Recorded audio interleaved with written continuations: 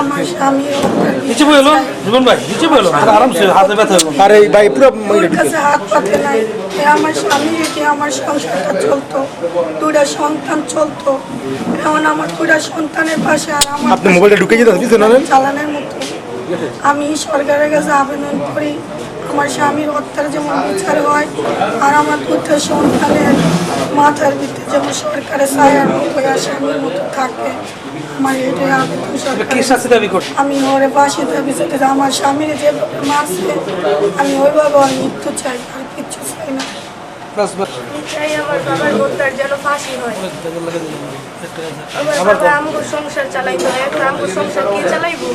আপনারা জানেন গত 20/1/2026 তারিখে সোনারগাঁয়ের মুসারচর এলাকার রাস্তার ঢালে মোহাম্মদ সোহেল নামে একজন প্রতিবন্ধী অটোরিকশা চালকের স্কচটেপ মোড়ানো মৃতদেহ পাওয়া যায় এবং এই মোহাম্মদ সোহেলকে স্কচটেপ দিয়ে শ্বাসরোধ করে হত্যা করে তার অটোরিকশার ছিনতাই করে নিয়ে যাওয়া হয়। এই সংঘাতের নিহতের ছোট ভাই সোনারগাঁ থানায় মামলা দায়ের করেন। মামলার নাম্বার 28 তারিখ 20/1/2026, ধারা 302, 201, 34 পেনাল কোড। ঘটনাটি ঘটার সঙ্গে সঙ্গে পিবিআই নারায়ণগঞ্জ টিম ঘটনাস্থলে যায় এবং ছায়াতদন্ত শুরু করে। পিবিআই নারায়ণগঞ্জ টিমের ছায়াতদন্তকালে বিভিন্ন সিসিটিভি ফুটেজ এবং ভিকটিমের তথ্য প্রযুক্তিগত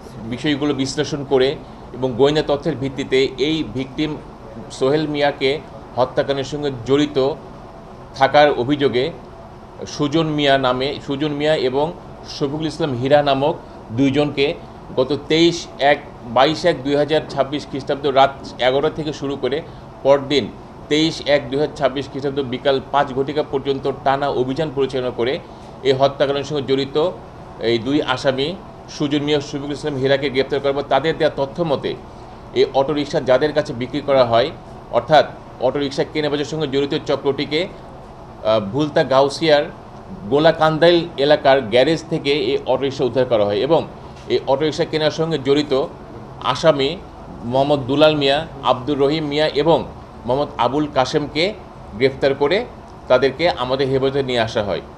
আসামিদেরকে গ্রেপ্তার করার পর তাদেরকে নিরীহভাবে জিজ্ঞাসাবাদকালে জানা যায় যে আসামি সুজন মিয়া এবং আসামি শফিকুল ইসলাম হীরা এই দুইজন মূলত ভিকটিম সোহেল মিয়াকে হত্যা করে তার অটোরিকশা ছিনতাই করার পরিকল্পনা করে এবং এই পরিকল্পনা মোতাবেক তারা দুজন মিলে 19/1/2026 খ্রিস্টাব্দ বিকালবেলা সোহেল মিয়ার অটোরিকশা নিয়ে আনন্দবাজার এলাকা থেকে মুসারচর নামক এলাকায় যাওয়ার পথে আনন্দবাজারে ভিকটিম সোহেল মিয়াকে নেশাদ্রব্য খাইয়ে সন্ধ্যার পরে মুসারচর এলাকায় এই নির্জন জায়গায় নিয়ে গিয়ে ভিকটিমকে স্কচটেপ দিয়ে তার হাত, নাক এবং মুখ পেঁচিয়ে তাকে শ্বাসরোধ করে হত্যা করে রাস্তার ঢালে তাকে ফেলে দিয়ে তারা দুজন অটোরিকশা নিয়ে তারা চলে যায় এবং আসামি সুজন মিয়া এই অটোরিকশা নিয়ে এই ভুলতা গাউসিয়ায় এই গোলাকান্দের এলাকায় আবুল কাশেমের গ্যারেজে অটোরিকশায় রাখে। পরদিন 20/1/2026 তারিখে আসামি সুজন মিয়া গোলাকান্দিলা গ্যারেজে গিয়ে আবুল কাশেম, আব্দুর রহিম মিয়ার সহযোগিতায় মোহাম্মদ দুলাল মিয়ার কাছে এই অটোরিকশাটি বিক্রি করে দেয়।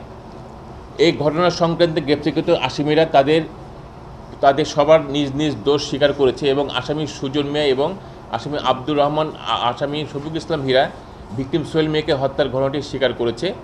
অন্য 3 জন আসামি অটো কিনেবেচার সঙ্গে যারা জড়িত, অর্থাৎ আসামি দুলাল মিয়া, আসামি আবুল কাশেম এবং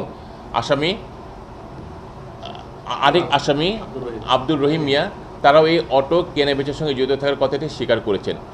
আমরা 5 জন আসামিকে অদ্য 24/1/2026 খ্রিস্টাব্দে বিজ্ঞ আদালতে প্রেরণ করব এবং আসামি সুজন মিয়া ও আসামি শফিকুল ইসলাম হীরা এই হত্যাকাণ্ডের সঙ্গে জড়িত থাকার বিষয়ে কার্যবিধি 164 ধারা মোতাবেক স্বীকৃতিমূলক জবানবন্দি প্রদান করবে।